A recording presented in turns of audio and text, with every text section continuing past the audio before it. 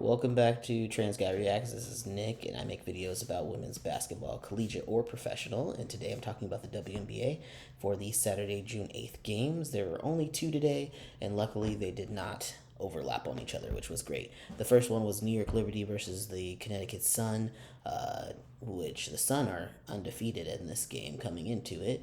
I did start the game out with watching the WNBA countdown with Elle Duncan, Andrea Carter, and ncaaw, which really love them because they actually give you know context and expertise and I also love their energy and playfulness, so that was really cool. Also, this was on ABC, so love to see WNBA on a major network, and it was a sellout game.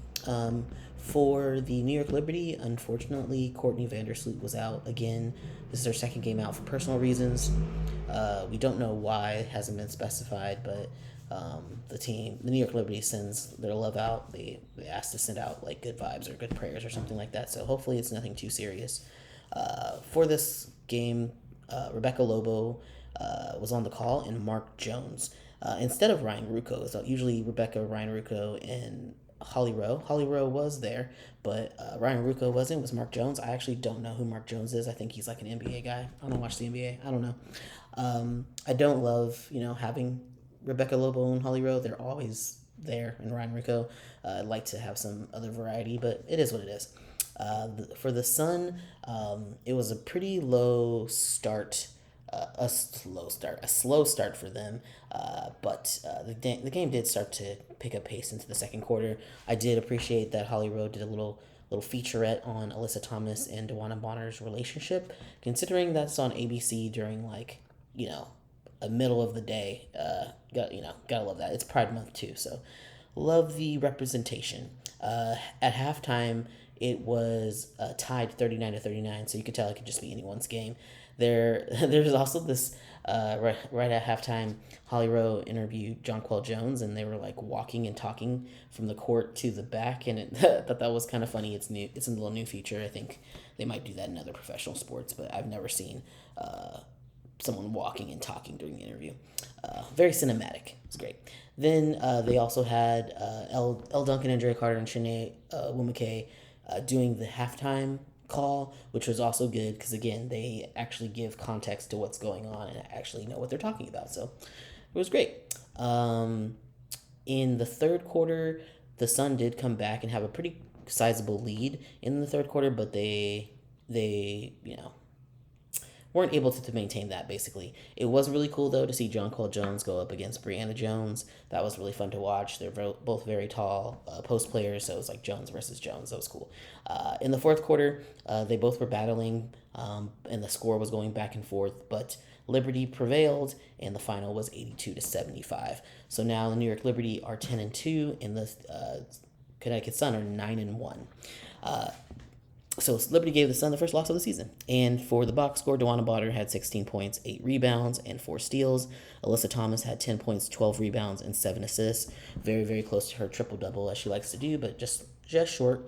Brianna Jones had 13 points. Dejanay Carrington had 12 points. Taisha Harris had 11 points, and Tiffany Mitchell had 12 points. So a lot of players for the Sun in double digits and contributing. It just wasn't enough. Brianna Stewart, for the New York Liberty, Brianna Stewart had 13.7 rebounds. Jonquel Jones had 22 points, 8 rebounds. But Nigel Hamilton had 10.7 rebounds and 6 assists. And Sabrina Ionescu had 24 points. So it's pretty much like a chess match.